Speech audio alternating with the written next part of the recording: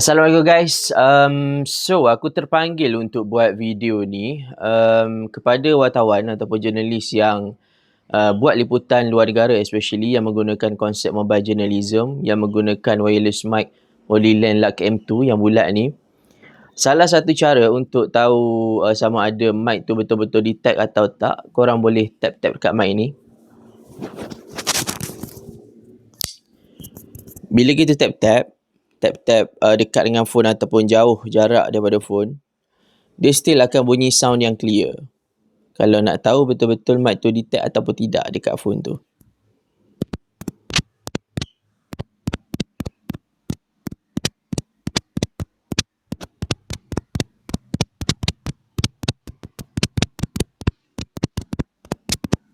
Nampak tak? Tap-tap tu still dengar walaupun jarak mikrofon berubah daripada phone.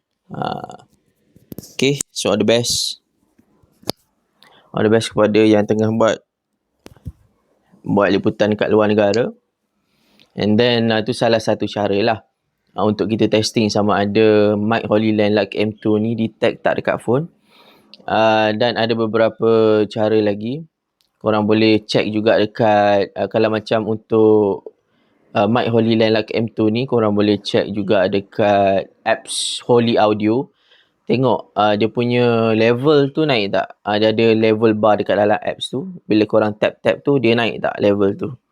Tu salah satu cara korang boleh check. Memang ada sesetengah phone, dia bila kita plug in dekat phone tu, bila kita plug in dekat phone kita ni, dia akan detect terus. Dan ada juga phone, bila kita masukkan, dia tak detect. Dan ada beberapa adjustment perlu dilakukan ataupun setting perlu dilakukan dekat dalam phone tu, supaya kita boleh gunakan mic Holyland Luck M2 tu bersama dengan device ataupun smartphone yang kita guna.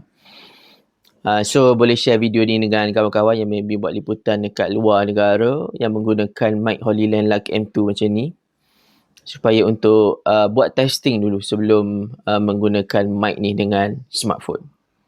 Ni detect kan?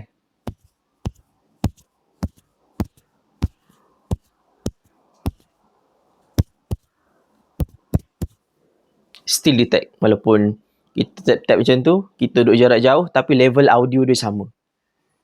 Faham tak maksud aku?